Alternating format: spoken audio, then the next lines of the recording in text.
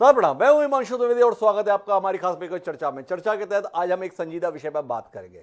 विषय संजीदा है, बहुत पुराना है, पर बात करने की जरूरत आज महसूस एक बार फिर हो रही है। विषय के पुराने होने के संदर्भ में बात करें तो यह विषय तो है 75 साल पुराना। जब इस देश को आज़ादी मिली, आज़ादी के बाद देश का संविधान बनने की प्रक्रिया शुरू हुई और उस प्रक्रिया के तहत कुछ मुद्दों पर सैद्धांतिक तौर पर सहमति होते हुए भी व्यवहारिक तौर पर दिक्कतों को महसूस करते हुए यह संकल्प जाहिर किया गया कि आने वाले समय में हम इस लक्ष्य को प्राप्त करेंगे। भारतीय संविधान के भाग 4 के अंतर्गत इन तमाम प्रावधानों को नीति निर्देशक तत्व के रूप में शामिल किया गया। 39 से लेकर 51 तक तकरीबन, या 36 से लेकर 51 तक ये नीति निर्देशक तत्व हैं। इन्हीं में 44 नंबर पे आता है जिसमें यह संकल्प जताया गया है समान नागरिक संहिता के संदर्भ में। तो समान नागरिक संहिता पर ही आज हमारी बातचीत है। हमारा विषय है 2024 का मजमून, एक देश एक कानून। संदर्भ यह है कि देश के गृह मंत्री अमित शाह भारतीय जनता पार्टी के पूर्व राष्ट्रीय अध्यक्ष हैं और उनकी हैसियत पूर्व राष्ट्रीय अध्यक्ष के तौर पर या गृह मंत्री के तौर पर नहीं, बल्कि उनकी स्वयं की व्यक्तित्व के चलते बड़ी प्रभावी है। माना जाता है कि वो जो कहते हैं उसे कर गुजरते हैं। तो उन्होंने एक चैनल आर भारत को एक साक्षात्कार दिया था जिसमें उन्होंने बताया था कि हम समान नागरिक संहिता के संदर्भ में आगे बढ़ रहे हैं।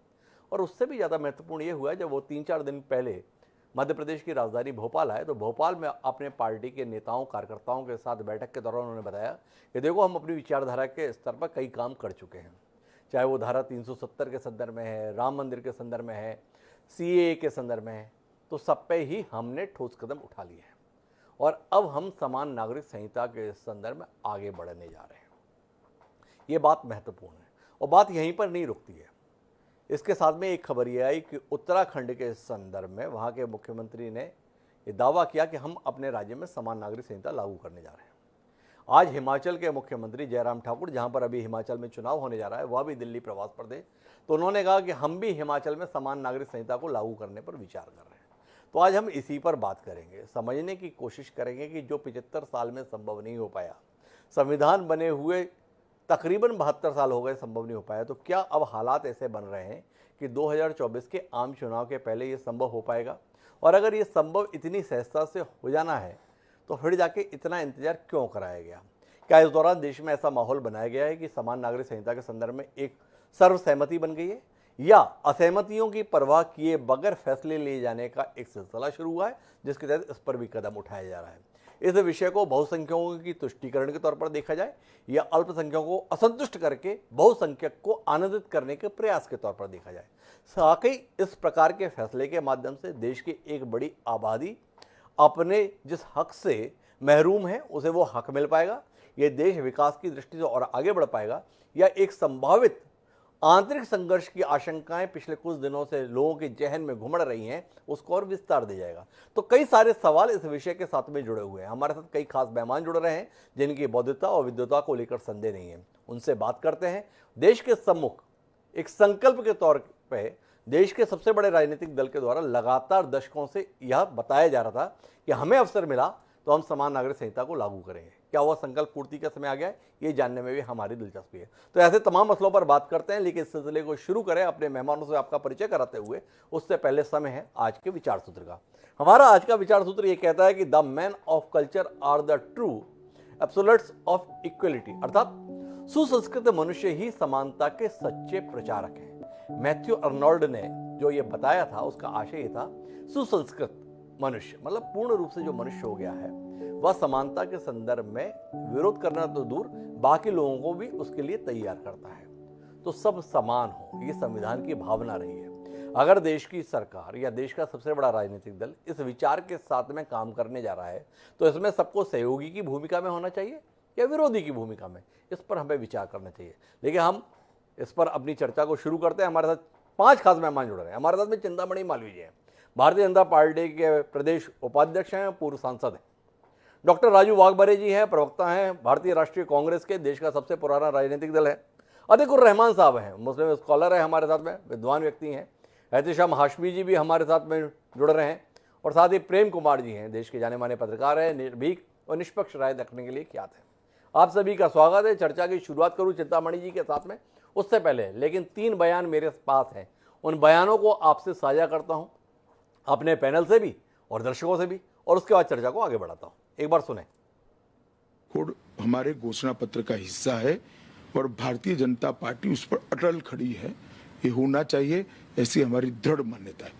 मैं मानता हूं कि किसी भी बिन सांप्रदायिक देश के लिए धर्म के आधार पर कानून नहीं होना चाहिए। सब नागरिकों के लिए एक कानून होना चाहिए। वह ऐसी बात कही है जो इस देश की जरूरत है। एक देश में एक कानून सबके लिए हो, इसकी आवश्यकता है। किसी के लिए कुछ हो, किसी के लिए कुछ हो, इससे बाहर निकल करके मैं समझता हूं सोचने की आवश्यकता नहीं है। और उत्तर प्रदेश सरकार भी इस दिशा में गंभीरता से विचार कर रही है। सारी चीज को लेकर के उन्होंने निर्णय किया है। उस निर्णय पर जो है कई तरह की बातों को लेकर के जो है अच्छा भी एक संदेश गया है और उसको एग्जामिन करेंगे उसमें क्या किया जा सकता है। लेकिन उसके बावजूद हिमाचल अपना कुछ सोच करके जो है बेहतर क्या किया जा सकता है वो करने की कोशिश करेंगे। तो देश के गृह मंत्री साफ तौर पर कह रहे हैं ये हमारे एजेंडे में है, हम इसे लागू करेंगे। चिंतामणि जी, आपसे ही शुरू करता हूं। देश में सरकारें तो तमाम रहीं, आपने एक बार फिर इस राह में आगे बढ़ने का संकल्प जताया है। एक वर्ग जो पहले ही आपके कारण से अपने आप को असुरक्षित महसूस कर रहा है, असंतुष्ट है, चिंतित है, भविष्य को लेकर आशंकित है, उसे और कितना डराना और सहमाना चाहते हैं आप? जानने में दिलचस्पी है, कहाँ जाकर रुकेंगे? इसमें तो डराने का सवाल नहीं है। ये तो यही आज सभी मुस्लिम नेता बार बार मानते रहे हैं कि हमको समान माना जाए, हमको इस देश की शहरियत हमको एक नंबर का शहरी समझा जाए और हमको 2 नंबर का शहरी ना समझा जाए और हम भी बराबर के हकदार हैं।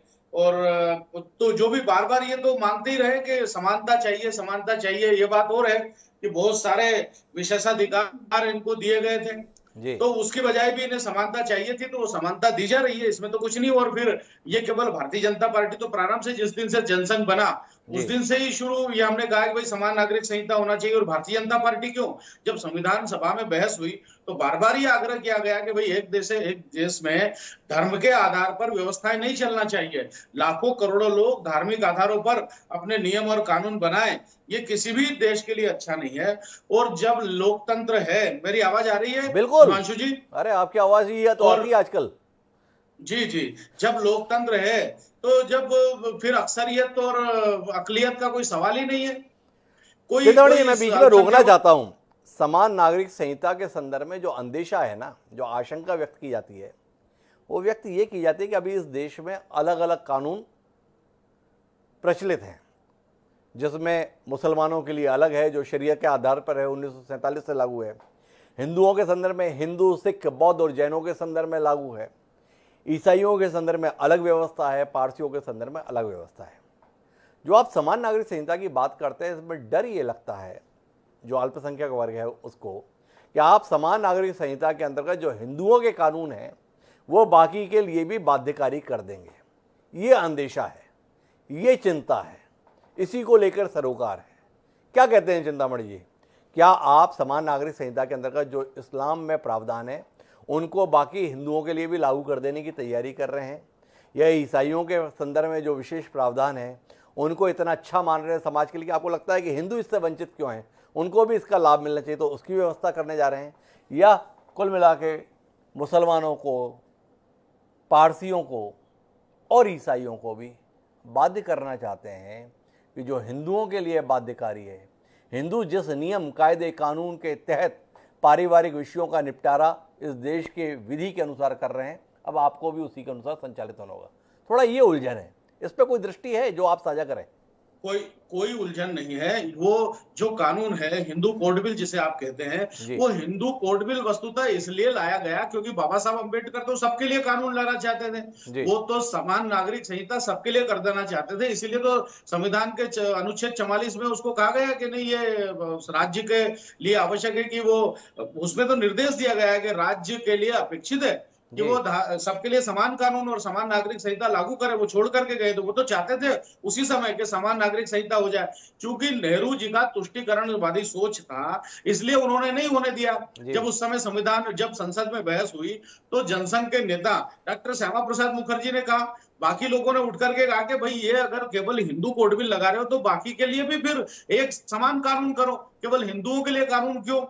तो इसलिए वो नहीं। और ये जो कानून हिंदुओं का है, इसको हिंदू कानून कहना गलत है।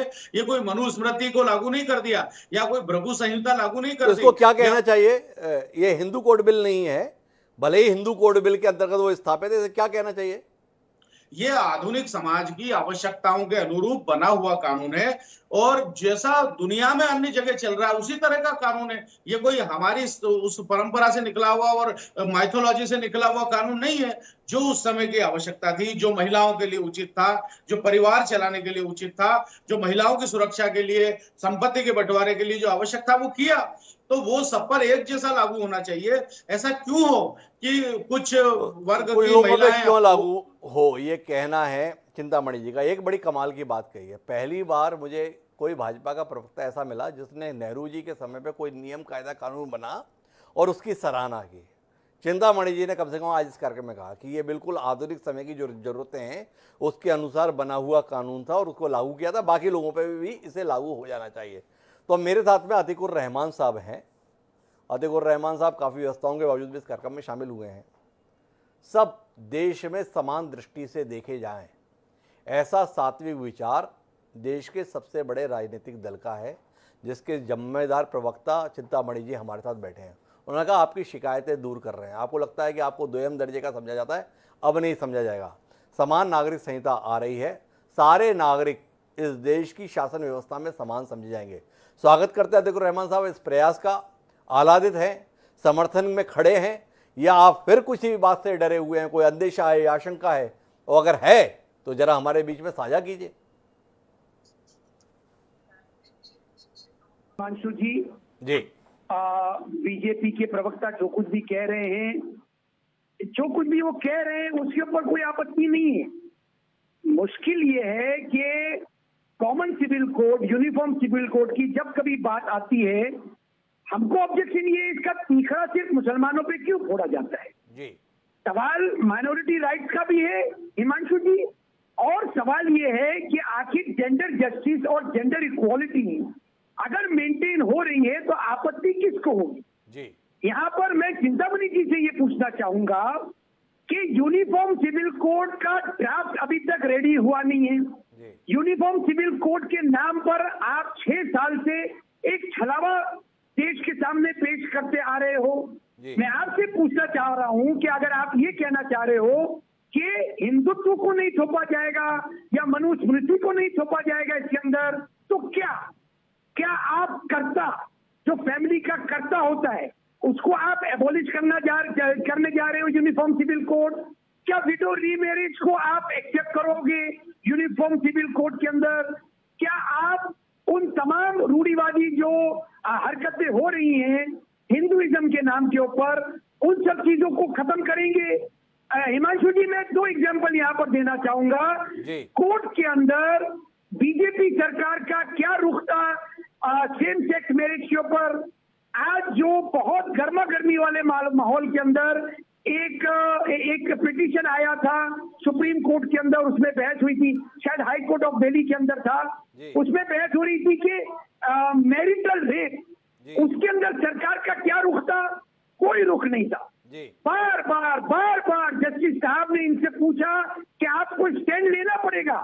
देखिए, ये मैरिटल रेप का मामला तो सिर्फ 2 इंडिविजुअल्स के बीच में है, उसके बावजूद सरकार उसके ऊपर कोई कदम लेने को तैयार नहीं है। यहाँ पर इतना बड़ा भारत के लेंथ एंड ब्रेथ को अफेक्ट करने वाला यूनिफॉर्म सिविल कोड और उसका ड्राफ्ट रेजोल्यूशन तैयार करने में आप अभी तक असफल रहे हैं। लेकिन नहीं, तीखरा फूटेगा कि माइनॉरिटीज और मुसलमान इसको एक्सेप्ट नहीं करेंगे। कैसे आपने मान लिया? मैं आपको यकीन दिला रहा हूं हिमांशु जी, जेंडर जस्टिस और gender equality is the need of the hour. इसके तहत आप यूनिफॉर्म सिविल कोड लाए, सबको मंजूर होगा। तो अतीकुर रहमान साहब कह रहे हैं कि अगर आप ईमानदारी से सिविल कोड लेकर आते हैं तो सबको मान्य होगा। पर इसके साथ में इस विषय पर भी कोई राय तो दीजिए अतीकुर रहमान साहब कि अगर इस देश ने आजादी के 72 साल बाद भी समान नागरिक संहिता के संकल्प को पूरा नहीं होने दिया, कौन जिम्मेदार है इसके लिए? किसको दोषी मानते हैं अतीकुर रहमान साहब इसके लिए? कोई तो होगा जिसके चलते आप भी कह रहे हो होना चाहिए पर नहीं हुआ। किसके कारण नहीं हुआ? जी, मैं जवाब देना चाहूंगा हिमांशु जी। 2 साल पहले, 2.5 साल पहले जब गवर्नमेंट ऑफ इंडिया ने लॉ कमीशन को यह हिदायत दी कि आप यूनिफॉर्म सिविल कोड के ऊपर काम करना शुरू करें, जी, लॉ कमीशन ऑफ इंडिया, मैं अगर गलत नहीं हूं तो जस्टिस अग्रवाल उसके चीफ थे, उन्होंने पूरे भारत से सजेशंस मंगवाए और उन्होंने ये निचोड़ निकाला, जो भी सजेशन गए उन्होंने ये निचोड़ निकाला कि अभी भारत के लोग तैयार नहीं हैं, सोशल और मानसिक तौर पे तैयार नहीं है यूनिफॉर्म सिविल कोड को अपनाने के लिए। अब आप बताइए, जो उनको पिटिशन गए, जो उनको सुझाव गए, 85% हिंदू पॉपुलेशन ने उनको सुझाव दिए होंगे, 7% मुसलमान लोगों ने उनको सुझाव दिए, 3% क्रिश्चियन के सुझाव गए होंगे उनको। कैसे उन्होंने ये निचोड़ निकाला कि अभी भारतवर्ष के लोग यूनिफॉर्म सिविल कोड के लिए तैयार नहीं है? पर मेरा अतीकुर रहमान साहब यही तो सवाल है आपसे कि उन्होंने ये निचोड़ निकाला कि भारत के लोग तैयार नहीं है एक अच्छी चीज के लिए, एक बेहतर चीज के लिए, एक अच्छे समाज के लिए होना चाहिए। आप जैसा विद्वान जिस पर एक राय है, स्पष्ट है, उसके लिए देश का मानस आजादी के 75 साल बाद भी तैयार नहीं है। कौन दोषी है इसके लिए? राजनेता जिम्मेदार हैं, राजनीतिक दल जिम्मेदार हैं, या आप जैसे विद्वान जिम्मेदार हैं जिन्होंने चाहा कि ये हो ना जाए? कौन जिम्मेदार है? सवाल तो है ना। जी हिमांशु जी, कोई भी इस तरह का बड़ा सोशल रिफॉर्म जब तक के रूट से, ग्राउंड से नहीं उपजता है, आप ऊपर के पिरामिड के टॉप से लीगल रेमेडीज से उसको ठीक नहीं कर पाएंगे। जब तक के एजुकेशन आप 95%, 99% नहीं लेके आते, जिस तरह से केरला और जम्मू एंड कश्मीर के अंदर है, जिस तरह से आप एजुकेशन पॉलिसी लेकर आ जाए हैं, न्यू एजुकेशन पॉलिसी, उसको लागू करने में भी आप बता रहे हैं 2 साल लगेंगे उसको लागू करने में। बहुत अच्छी एजुकेशन पॉलिसी है, लेकिन यहाँ पर ग्राउंड रियलिटी के ऊपर सोशल रिफॉर्म उपजते हैं। टॉप ऑफ द पिरामिड से आप सोशल रिफॉर्म्स को लाना भूल जाइए, ये हमारा भारत है। टॉप ऑफ पिरामिड से सोशल रिफॉर्म को लाना भूल जाइए। लेकिन सवाल है, अतीकुर रहमान साहब इस कार्यक्रम में ये नहीं कह रहे हैं कि कॉमन सिविल कोड नहीं होना चाहिए, पर वो ये बता रहे हैं कि विधि आयोग ने जब परामर्श किया तो बहुमत इस पक्ष में रहा कि यूनिफॉर्म सिविल कोड नहीं होना चाहिए। मेरे साथ में डॉक्टर राजू वाघमरे जी हैं, उनसे पूछ लेता हूं, अपनी इस विफलता के लिए आप कितना जिम्मेदार मानते हैं देश के सबसे पुराने राजनीतिक दल होने के नाते कि समाज की बेहतरी के लिए एक व्यवस्था बननी चाहिए थी, देश के सभी नागरिकों को समान कानून का पालन होना चाहिए था। आपने 50 साल से ज़्यादा देश पर राज किया, नहीं कर सके। देश का मानस आज तैयार नहीं, ये अतीकुर रहमान साहब कह रहे हैं, और देश की वर्तमान हुकूमत ने संकल्प लिया है कि अब इसे कर देंगे। तीनों पर आपकी प्रतिक्रिया वाघमरे साहब। देखिए, एक बात आप सभी को याद रखनी पड़ेगी जी कि जिस तरीके से देश स्वतंत्र हुआ जी, और जिस तरीके से स्वतंत्र होने के बाद अपनी स्थिति थी जी, अलग अलग समाज की स्थिति थी, जिसमें दलित है, पिछड़े है, मुस्लिम है, सिख है, और उस अवस्था में देश को लेके चलाना सबसे ज्यादा 70 साल से ज्यादा चलाने का काम कांग्रेस ने किया।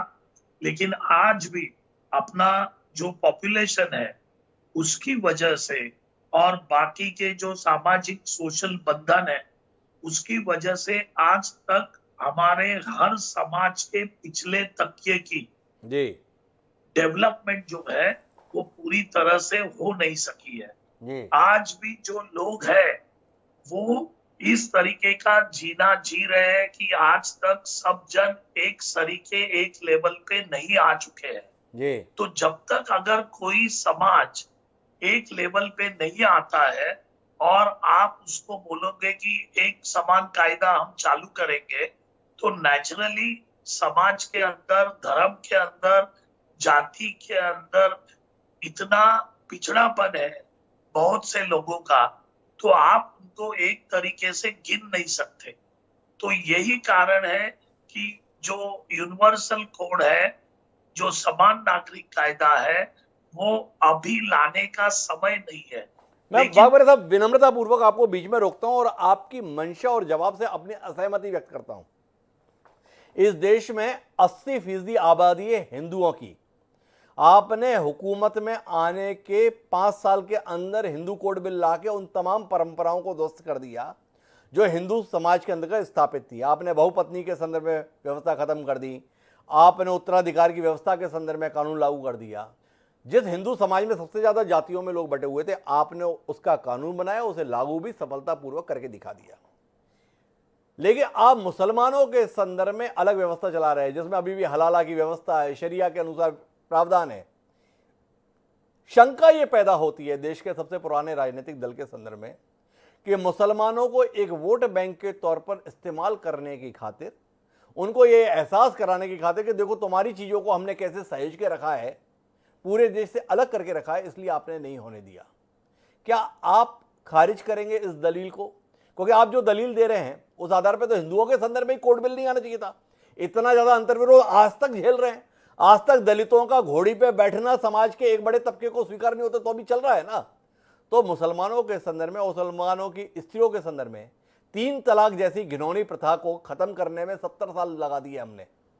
क्या आप नहीं मानते हैं कि ज्यादा इंतजार अब और करने की जरूरत नहीं है, समान नागरिक संहिता को लागू करने की जरूरत है? सीधी बात डॉक्टर राजू वाघमरे। एक बात हम सभी को याद रखनी पड़ेगी कि इस देश के कानून ने, संविधान ने सर्वधर्म समभाव को अपनाया है जी। हर धर्म का एक अलग रिस्पेक्ट है। उस जी। धर्म के अंदर अगर उनके कुछ कानून है तो उसका हमें आदर करना चाहिए। ऐसा नहीं कि इस देश में खाली एक ही समाज के लोग रहते हैं, बहुसंख्य हिंदू रहते हैं। जी। हमारे पार्टी में भी, कांग्रेस में भी बहुसंख्य हिंदू लोग हैं। लेकिन अगर हमें सभी को साथ में लेके चलना है, समाज के सभी अंगों को, सभी धर्मों को साथ में लेके चलना है, तो उसके लिए कुछ ना कुछ एडजस्टमेंट हमको करनी पड़ेगी। और हम ये नहीं कहते कि हमको लेके नहीं आना है, हम ये कह रहे हैं कि आज तक अभी जो वक्त है ये वक्त नहीं है। और ये बीजेपी अभी क्यों कर रही है? क्योंकि बीजेपी का ये मसला रहा है कि चुनाव के पहले जो मुद्दे आज देश के सामने है, बेरोजगारी है, महंगाई है, पेट्रोल डीजल के दाम है, उद्योग धंधा बंद पड़ रहा है, एक्सपोर्ट का प्रॉब्लम है और किसानों के प्रॉब्लम है, ये सभी से ध्यान हटाने के लिए ऐसे मुद्दों को लेके आना और वही मुद्दों के ऊपर पोलराइजेशन ऑफ वोट करना, हिंदुओं का वोट एक साथ करने की कोशिश करना, यही पुरानी नीति भाजपा की रही है। और यही नीति के अनुसार भाजपा अभी 2 साल चुनाव को है तो भाजपा ने ये नैरेटिव बनाना शुरू कर दिया है। इस नैरेटिव का हेतु साफ है कि पोलराइजेशन ऑफ वोट करना और लोगों का जो ध्यान है वो मूलभूत चीजों से लोगों का ध्यान हटाना, ताकि लोग हिंदू, मुस्लिम, हिंदू, दलित इस विवाद में फंसे रहे और डेवलपमेंट का जो प्रॉमिस भाजपा ने दिया था वो प्रॉमिस भाजपा पूरी नहीं कर पा रही है। इसके ऊपर लोगों का ध्यान नहीं जाए, इसीलिए इस तरीके की तिकड़मबाजी भाजपा करती आई है। और इसलिए इस तरह की तिकड़मबाजी भाजपा करती आई है, ये दलील है डॉक्टर राजू वाघमरे। उनका मानना है कि ये समय नहीं है समान नागरिक संहिता के संदर्भ में मूलभूत मुद्दों से ध्यान हटाना है, इसलिए भाजपा इस प्रकार का काम कर रही है। पर उन्होंने कानून पहलुओं की बात की। उन्होंने ये बताने की चेष्टा की कि हमारे देश के संविधान में धर्मों के संदर्भ में विशेष व्यवस्था है और ये कैसे संभव है। मेरे साथ में एहतेशाम हाशमी जी हैं, अधिवक्ता हैं सुप्रीम कोर्ट के। उन्हीं से समझता हूँ कानूनी पहलुओं को, और इस पहलू को भी समझना चाहता हूँ कि एक धर्म विशेष के अधिकारों को सुनिश्चित रखने के लिए इस देश की आबादी अर्थात महिलाओं को दमन के कुचक्र में फंसाए रखा जाए, इसके कितने हामी कानूनी दृष्टि से हाशमी साहब आप हैं? बहुपत्नी व्यवस्था देश में कायम रह जाए 70-75 साल की आज़ादी के बाद, आप कितने पक्षधर हैं? उत्तराधिकार के संदर्भ में व्यवस्थाएं ईमानदारी के साथ न्याय संगत न बने, इसके आप कितने पक्षधर हैं? गुजारा भत्ता के संदर्भ में कोई जिम्मेदारी महिलाओं के संदर्भ में उनके पतियों को या पूर्व पतियों के हवाले न की जाए, इसके कितने आप पक्ष में हैं?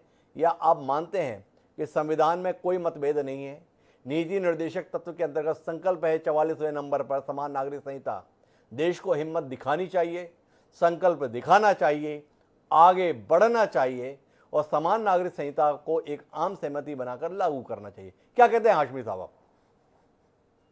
जी देखिए, आपने बात तो बहुत सही बोली और मैं आपसे काफी हद तक सहमत हूं जी। और पहली चीज तो मैं ये बताना चाहता हूं कि यूनिफॉर्म सिविल कोड क्या है। यूनिफॉर्म सिविल कोड मींस एक समान कानून जी। इनहेरिटेंस के लिए, प्रॉपर्टी में शेयर के लिए, डाइवोर्स के लिए, मैरिज के लिए, और बच्चों में प्रॉपर्टी कैसे डिस्ट्रीब्यूट होगी ये भी यूनिफॉर्म सिविल कोड में आएगा जी। दूसरी चीज मैं आपको ये बताना चाहता हूं कि जैसे आपने बात करी मेंटेनेंस की, तो सेक्शन 125 सीआरपीसी ऑलरेडी सबके ऊपर एप्लीकेबल है, चाहे वो हिंदू हो, मुस्लिम हो, सिख हो, ईसाई हो जी। तो मेंटेनेंस में यूनिफॉर्म सिविल कोड ऑलरेडी। बात करेंगे मैरिज की कि मैरिज या डिवोर्स से रिलेटेड चीजों में यूनिफॉर्म सिविल कोड कैसे लागू होगा, तो हिंदुस्तान में इतने सारे धर्म जाति के लोग रहते हैं कि यूनिफॉर्म सिविल कोड शादी जैसे मसलों पे लागू करना मुझे लगता है कि ये बहुत मुश्किल चीज है। क्योंकि आप बताइए, हमारे हिंदू भाई बहन हिंदू अनडिवाइडेड फैमिली लॉ को फॉलो करते हैं, सपेंडा को फॉलो करते हैं, तो जब कॉमन सिविल कोड अप्लाई हो जाएगा तो फिर किस हिसाब से हमारे हिंदू भाई बहन शादी करेंगे? कॉमन सिविल कोड के हिसाब से या हिंदू लॉ के हिसाब से? मुसलमानों में अपनी कजन सिस्टर से भी शादी की जा सकती है और हमारे हिंदू भाई बहनों में गोत्र कुछ रहता है, उसके बाहर शादी नहीं की जा सकती। तो यूनिफॉर्म सिविल कोड किसके हिसाब से बनाया जाएगा? इसका जवाब गृह मंत्री जी को, प्रधानमंत्री जी को देना है। एक रिपोर्ट आई थी जिसको जस्टिस राजेंद्र सच्चर जी ने बनाया था, सच्चर कमेटी की रिपोर्ट जिसको कहा जाता है जी। उसमें मुसलमानों की क्या हालत है, उनकी फाइनेंशियल स्थिति क्या है, उनका सोशल स्टेटस क्या है, उनका पॉलिटिकल स्टेटस क्या है, इसके बारे में बताया गया था। आप एक तरफ यूनिफॉर्म सिविल कोड लाने की बात करते हैं इसलिए कि हमको सबको सामान्य रखना है, तो फिर सच्चर कमेटी की रिपोर्ट अभी तक इम्प्लीमेंट क्यों नहीं हुई? ये सवाल मैं कांग्रेस से भी पूछूंगा और बीजेपी से भी पूछूंगा, क्योंकि मैं एक नागरिक होने के नाते आज आपके चैनल में डिबेट में पार्टिसिपेट कर रहा हूँ। सच्चर कमेटी की रिपोर्ट कहती है कि 14% 15% मुसलमान है, लेकिन ब्यूरोक्रेसी में 2.5% से भी कम मुस्लिम ब्यूरोक्रेसी में है। तो फिर यहाँ पे इक्वलिटी की बात क्यों नहीं करते हम? इक्वलिटी की बात तो फिर हर जगह पे हमें करनी चाहिए। हिंदुस्तान में कई ऐसे लोग हैं जो दिन में एक रोटी भी नहीं खा पाते, और कई ऐसे लोग हैं जो बैंक का करोड़ों डॉलर रुपए हड़प करके और हिंदुस्तान छोड़ के जा चुके हैं। तो इक्वलिटी की बात क्या सिर्फ हिंदू मुस्लिम को डिवाइड करने के लिए यूज होगी या फिर डेवलपमेंट के लिए भी यूज होगी? आज मैं आपको बताना चाहता हूं, अभी आप कह देंगे कि मुसलमान पढ़े लिखे नहीं होते इसलिए उनको ब्यूरोक्रेसी में नहीं रखा जाता है। मैं लॉयर हूं सुप्रीम कोर्ट में, लेकिन आप बताइए क्या बीजेपी सरकार मुझे इस लायक नहीं समझती कि वो मुझे भी सरकारी वकील बनाए, मुझे भी एडवोकेट जनरल बनाए, मुझे भी डिप्टी एडवोकेट जनरल बनाए? यहाँ पे इक्वलिटी की बात क्यों नहीं आती? ये सवाल मैं आपके चैनल के माध्यम से हमारे कांग्रेस के हमारे सीनियर साथियों से, बीजेपी के सीनियर साथियों से पूछना चाहूंगा कि मुसलमान आपका भाई है, लेकिन आपका एक भाई अगर इतना पिछड़ा हुआ है तो उसे आप हाथ पकड़ के अपने बराबरी पे खड़ा करना क्यों नहीं चाहते हैं? आप क्यों चाहते हैं कि वोट की राजनीति के लिए आप यूनिफॉर्म सिविल कोड का यूज करें? मैं सबसे पूछना चाहूंगा कि यूनिफॉर्म सिविल कोड, कोई भी चीज जब आती है या बनाई जाती है तो उसके पॉजिटिव और नेगेटिव पॉइंट देखे जाते हैं। आप यूनिफॉर्म सिविल कोड लाइए, लेकिन क्या आप में इतनी शक्ति है कि पूरी ईमानदारी के साथ आप यूनिफॉर्म सिविल कोड ला सकें? आप में कहने की हिम्मत है कि हमारे मुस्लिम भाई बहन हमारी बराबरी पे आके बैठेंगे, चाहे वो आईएएस हो, आईपीएस हो, और हमारे देश की महिलाओं का अधिकार वो देख लीजिए आप। यूनिफॉर्म सिविल कोड आप टारगेट कर रहे हैं मुस्लिम्स के लिए, और उससे भी हमें कोई आपत्ति नहीं, लेकिन हमारे देश की माँ और बहनें, क्या उनको इक्वल अपॉर्चुनिटी मिल रही है नौकरी में? आज जितने भी थाने हैं वहां पे पुरुष लोग टीआई होते हैं या एसएचओ होते हैं, कितनी हमारी माँ और बहनें वहां पे टीआई और एसएचओ बन के बैठी हैं? आपके शहर में कितने आईपीएस ऑफिसर महिलाएं आई हैं और कितने मुस्लिम आए, बताइए आप। जब तक आप मुस्लिम्स को, महिलाओं को, दलितों को समान अधिकार नहीं देंगे, तब तक मुझे लगता है कि यूनिफॉर्म सिविल कोड की बात करना बेमानी है।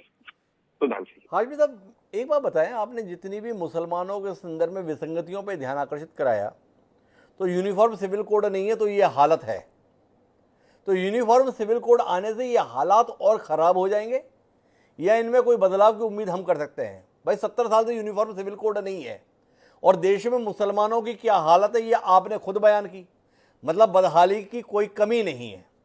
यूनिफॉर्म सिविल कोड आने से और बदहाल हो जाएंगे या कुछ बेहतरी की उम्मीद करेंगे? इस पर आपकी कोई दृष्टि है?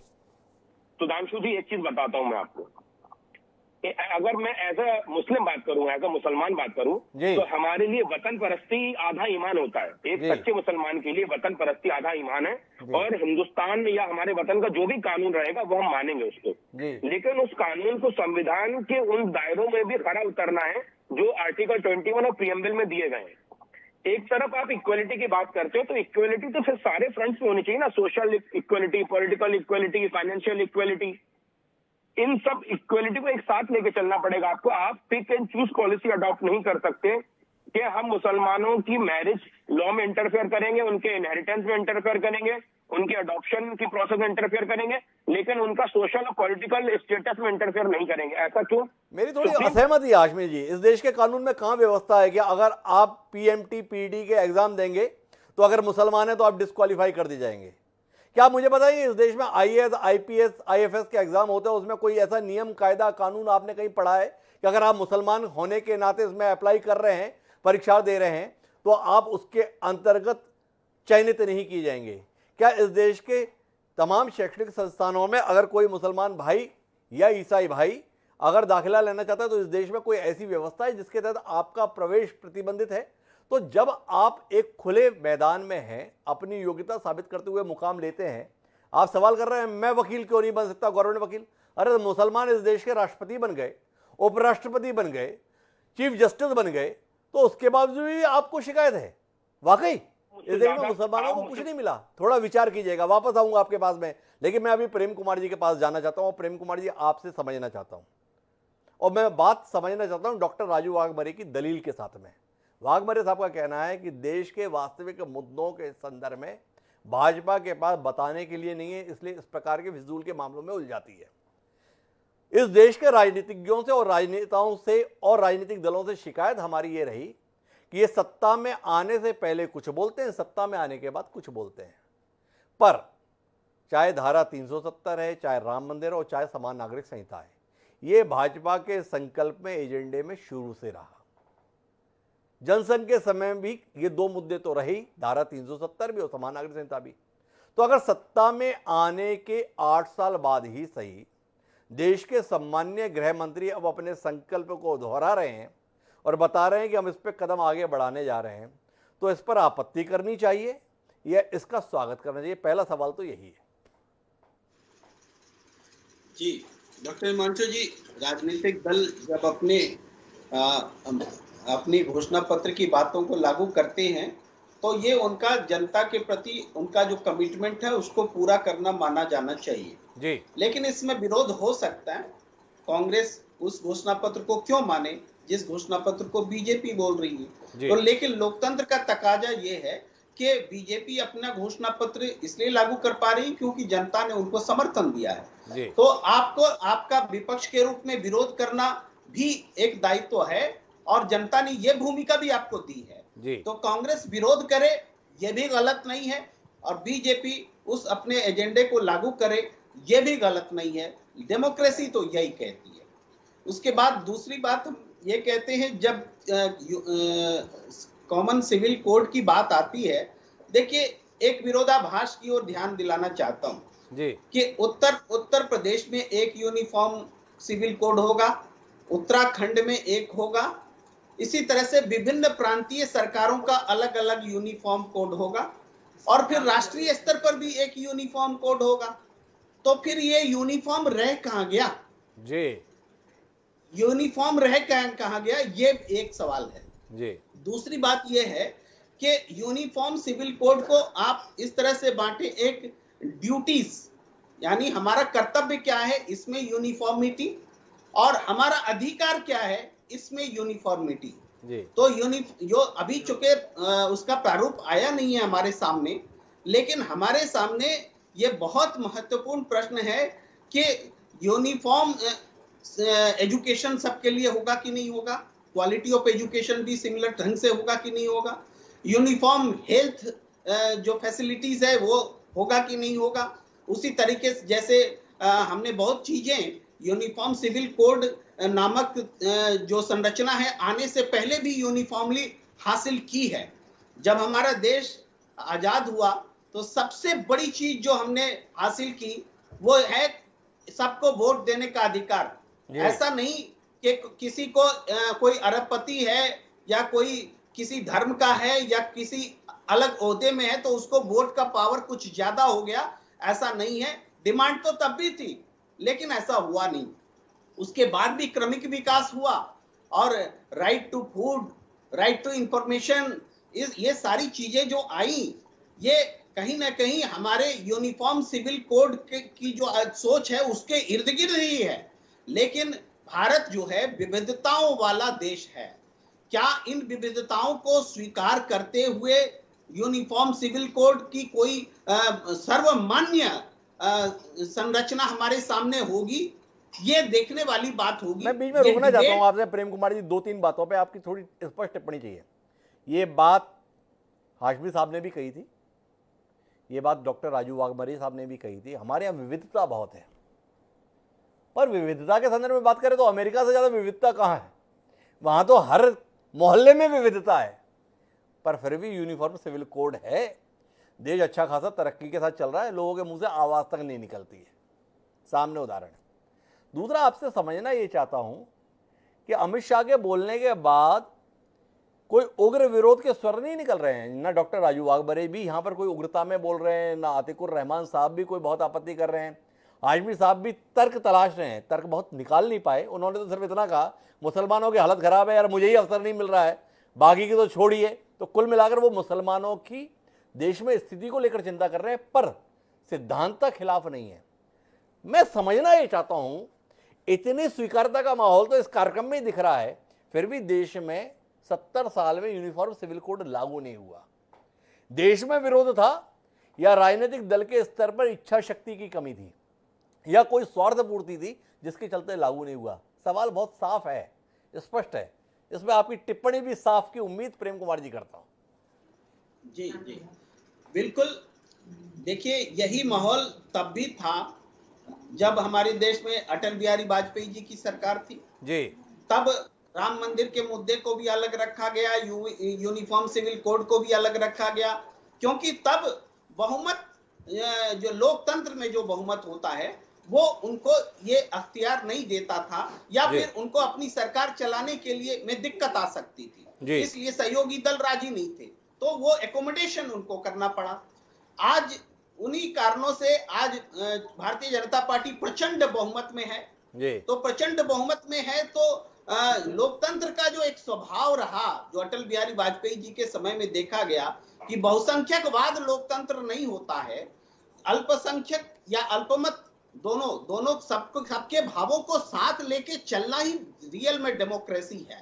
ये भाव था उस समय, वो भाव आज खत्म हो रहा है। तुम मानो या न मानो, हमारे पास बहुमत है, हम लागू करेंगे, ये स्पष्ट रूप से है। इसलिए किसी तरह की चर्चा नहीं होगी, किसी तरह की बातचीत नहीं होगी। हमने घोषणा पत्र में कह रखा था, अरे घोषणा पत्र में तो आपने बहुत पहले भी कह रखा था, लेकिन आज हम लागू करेंगे क्योंकि हमारे पास बहुमत है, हम कर सकते हैं। ये आपका स्पष्ट जवाब है। बहुसंख्यकवाद और लोकतंत्र के संदर्भ में अंतर को रेखांकित कर रहे हैं प्रेम कुमार जी कि बहुसंख्यक, क्योंकि आपके पास बहुमत है इसलिए आप कुछ भी करेंगे, ऐसा चल रहा है। मैं आना चाहता हूँ चिंतामणि जी के पास, लेकिन डॉक्टर राजू वाघमारे को हस्तक्षेप कर जा रहे हैं, एक बार उनका हस्तक्षेप सुनते हैं, फिर चिंतामणि जी से कुछ सवाल करते हैं। जी राजू जी, वाघमारे साहब। देखिए, हमारे देश में 2014 के बाद जी जो भाजपा सत्ता में आई है, वो सत्ता में मोदी जी आने के बाद एक बहुसंख्यवादी हिटलरशाही या बहुसंख्यवादी तानाशाही जी इस तरीके का माहौल देश में पैदा हो गया है। हम अफगानिस्तान को नाम रखते हैं कि पाकिस्तान को नाम रखते हैं कि भाई कैसे चला रहे हैं। आज हमारे देश की स्थिति क्या है जी? हम पूरी तरह से तालिबान जैसा बिहेव करने का, बर्ताव करने की कोशिश हमारे देश में हर राज्य में भाजपा करने की कोशिश कर रहा है। और यूनिफॉर्म सिविल कोड के अंदर मैं ये पूछना चाहता हूँ कि क्या मुस्लिम धर्म से आप कुछ चीजें लेंगे जो यूनिफॉर्म सिविल कोड में आएगी? क्या सिख धर्म से कुछ चीजें लेंगे वो यूनिफॉर्म सिविल धर्म में आएगी? या क्रिश्चियनिटी से कुछ लेंगे? कि सभी यूनिफॉर्म सिविल कोड जो बनेगा वो बहुसंख्यवादी हिंदुओं के नाम से बनेगा, और वो भी हिंदुओं में जो कर्मठ है, जो उच्च जाति के लोग हैं, उनके भरोसे पे यूनिफॉर्म सिविल कोड बनेगा। तो इसका जवाब तो कोई देगा नहीं। इसका जवाब देगा डॉक्टर राजू वाघमारे साहब, आप ही देंगे। आपने कहा कि हिंदुओं की जातियों में जो ऊपर के लोग हैं उसके अनुसार सिविल कोड होगा। आपसे जानना ही चाहता हूं, जो हिंदू कोड बिल है, जो माननीय पंडित जवाहरलाल नेहरू के दौर में तैयार हुआ था, वो किसके अनुसार तैयार हुआ था? वो ऊंची जातियों के अनुसार तैयार हुआ था या मनुष्य जाति के कल्याण की भावना के साथ, सबके भले की भावना के साथ तैयार हुआ था? ये मेरा आपसे सवाल है।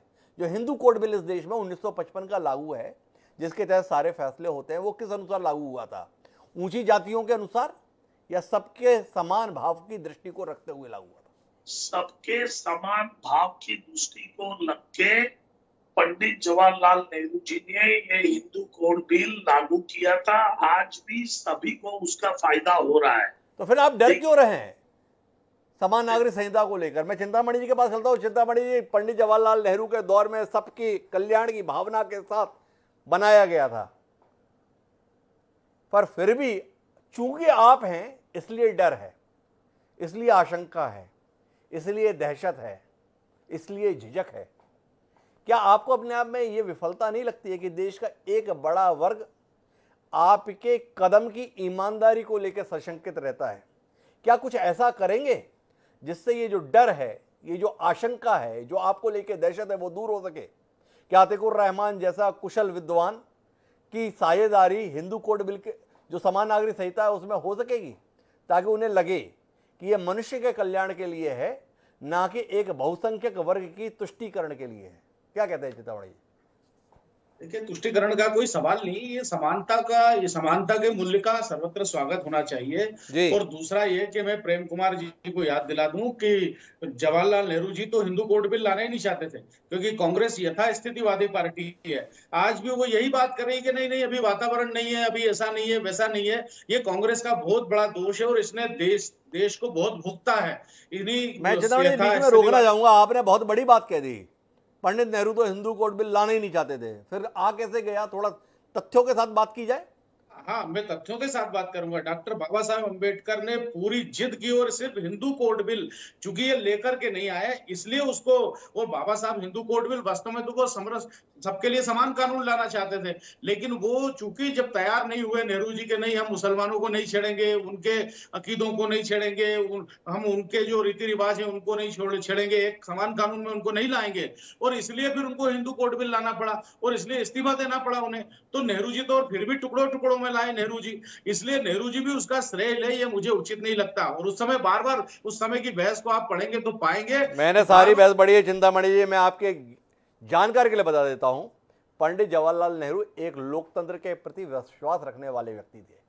उन्होंने यह कहते हुए 1951 में से हिंदू कोड बिल को लाने से इंकार कर दिया, जब करपात्री जी महाराज प्रातः स्मरणीय इसके विरोध में थे, कि यह फैसला देश की निर्वाचित सरकार को लेना चाहिए। हम आम चुनाव में जा रहे हैं, निर्वाचित सरकार, जो देश की पहली निर्वाचित सरकार होगी, वो इसका फैसला ले।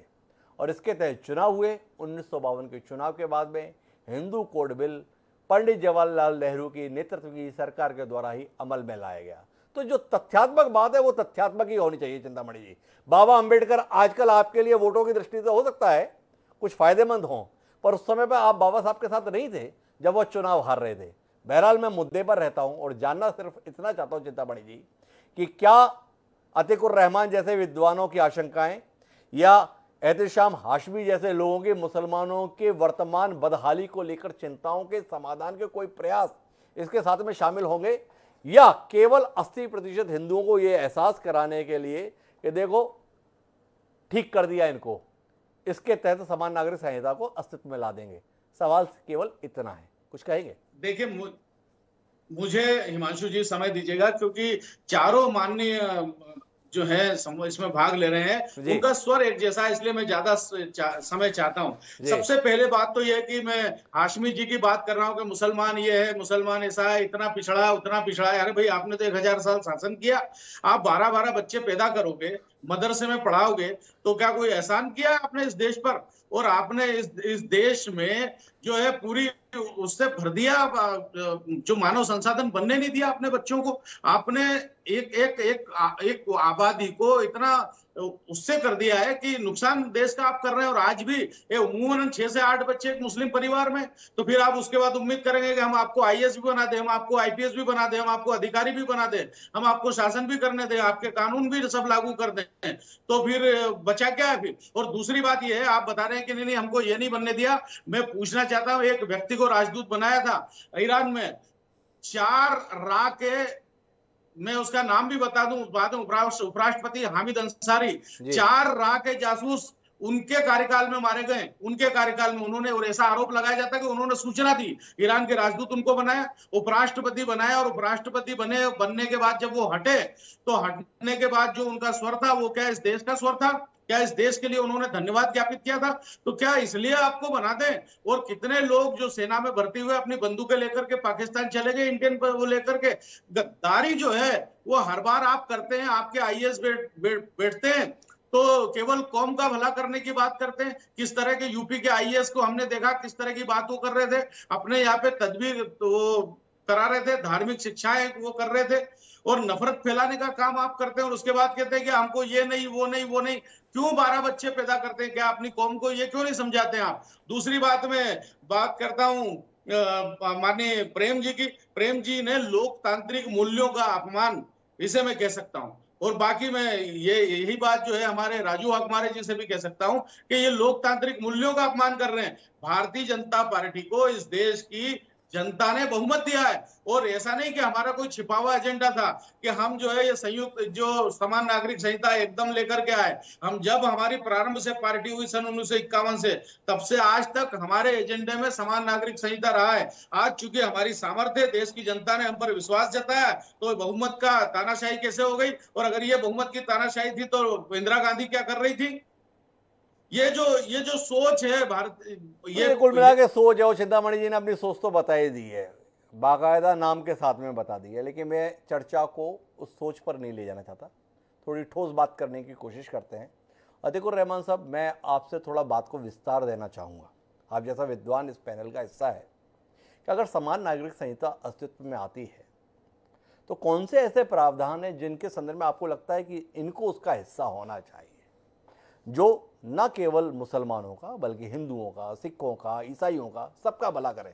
बात क्या हमें इस पर नहीं करनी चाहिए कि हाँ, समान नागरिक संहिता के संदर्भ में सोच अच्छा कदम है, पर इसको सर्वस्पर्शी होना चाहिए, केवल एक वर्ग विशेष की संतुष्टि के लिए नहीं होना चाहिए। और अगर सर्वस्पर्शी होना चाहिए तो उसमें क्या होना चाहिए, इस पर कुछ बात करेंगे आप? जी हिमांशु जी, मैं सिर्फ 2 मिनट लूंगा क्योंकि मुझे जाना है। मैं समझ सकता हूं कि आप मुझे इजाजत देंगे जी, मैंने पहले कह दिया था। हिमांशु जी देखिए, मैं थोड़ा सा राजनीतिक गलियारों से आपकी बहस को हटाना चाहूंगा।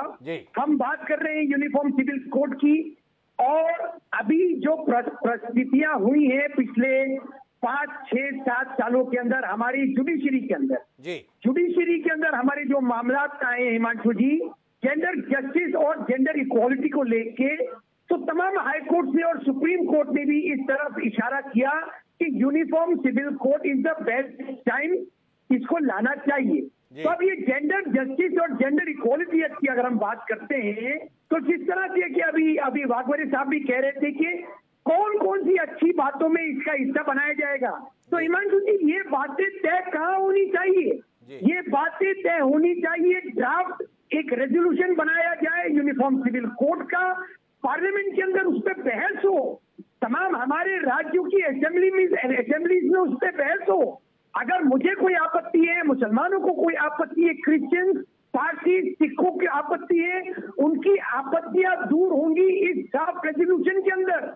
यहाँ पर सिर्फ और सिर्फ मुद्दा एक ही रहना चाहिए हिमांशु जी, और वो ये रहेगा कि जेंडर जस्टिस, जेंडर इक्वालिटी, इन पांच उसके अंदर घेरे में लेंगी। क्या क्या आएगा उसमें? मैरिज, डिवोर्स, इनहेरिटेंस, एडॉप्शन, इस तरह की बातें।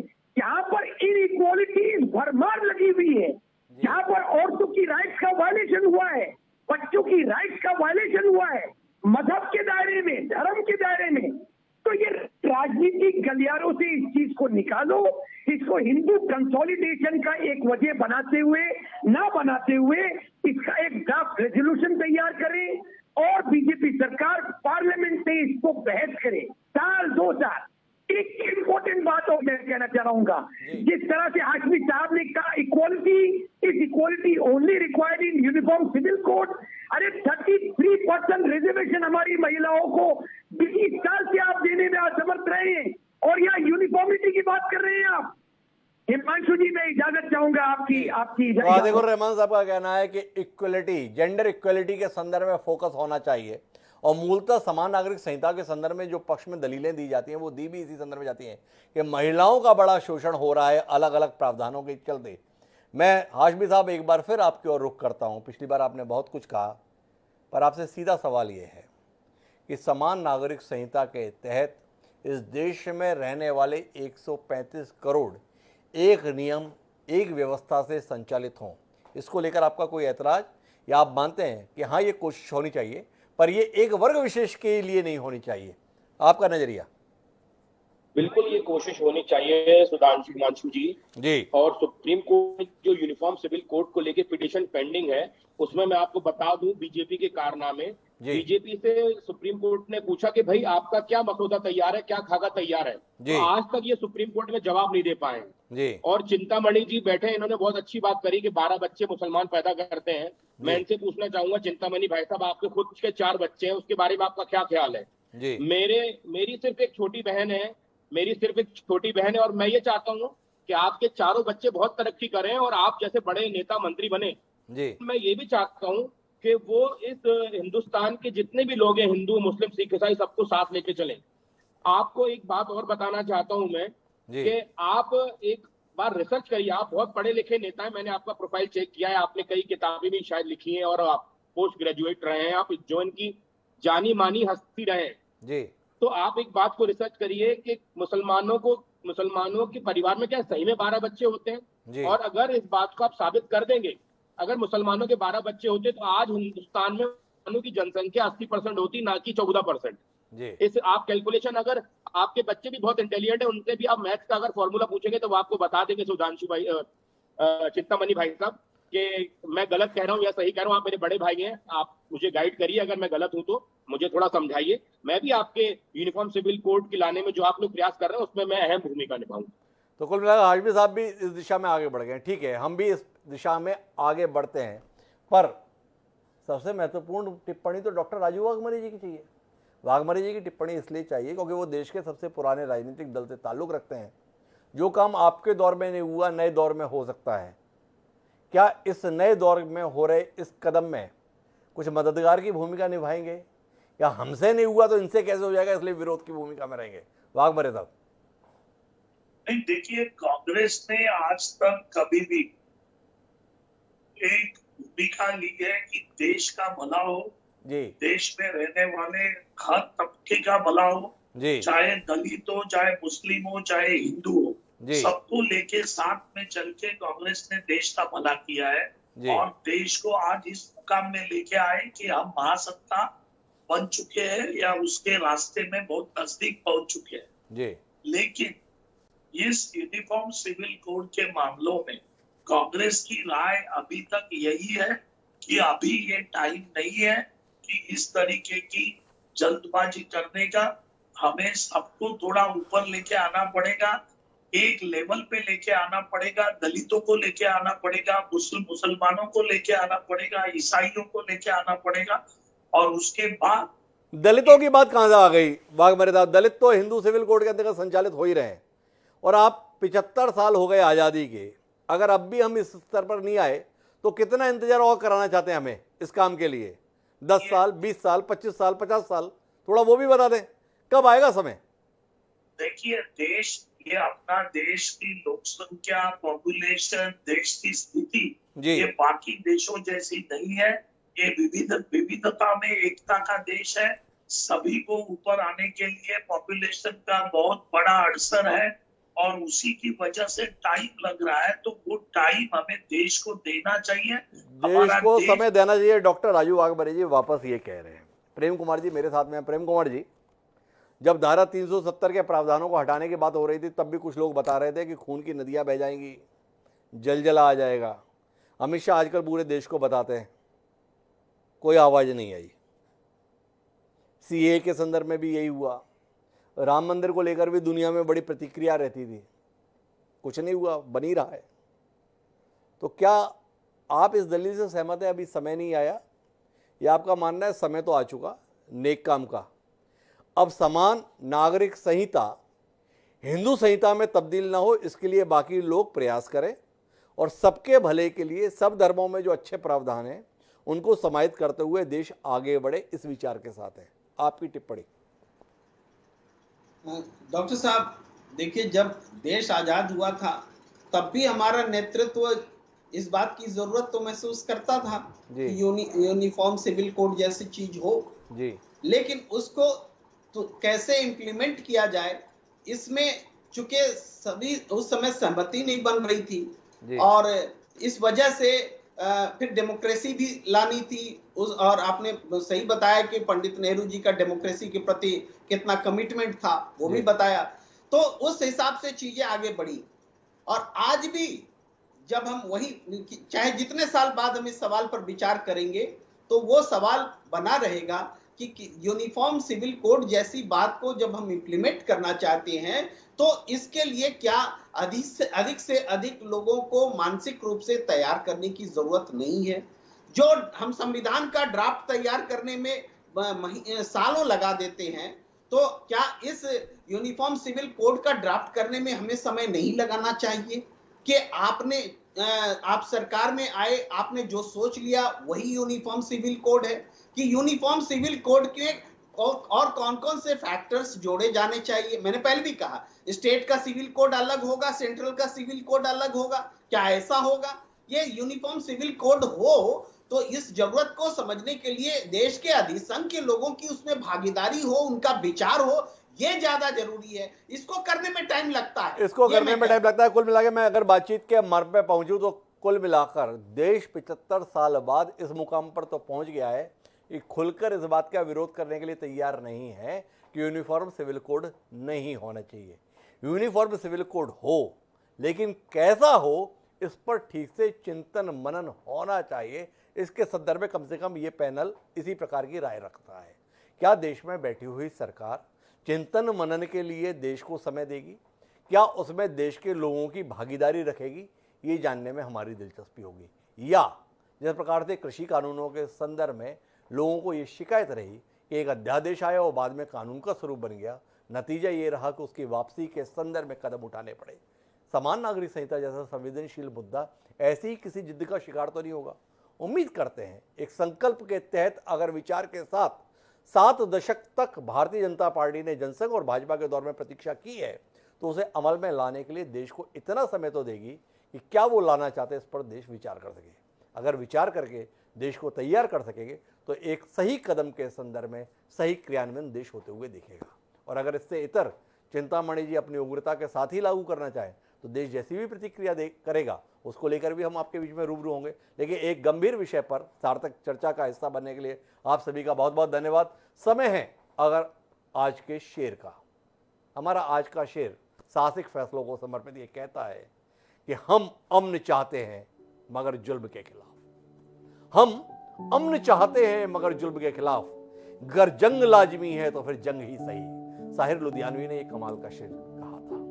तो समान नागरिक संहिता के संदर्भ में कुछ लोग विरोध में हो सकते हैं, पर अगर ये फैसला इस देश के बहुसंख्यक लोगों के भले के लिए है, इस देश में हर धर्म जाति के लोगों को समान अवसर उपलब्ध कराने के लिए है, इस देश के लोगों में समानता का भाव पैदा करने के लिए है, तो फिर ऐसे फैसले को साहस के साथ क्रियान्वित होना ही चाहिए और एक दमदार सरकार को दमदार फैसला लेना चाहिए।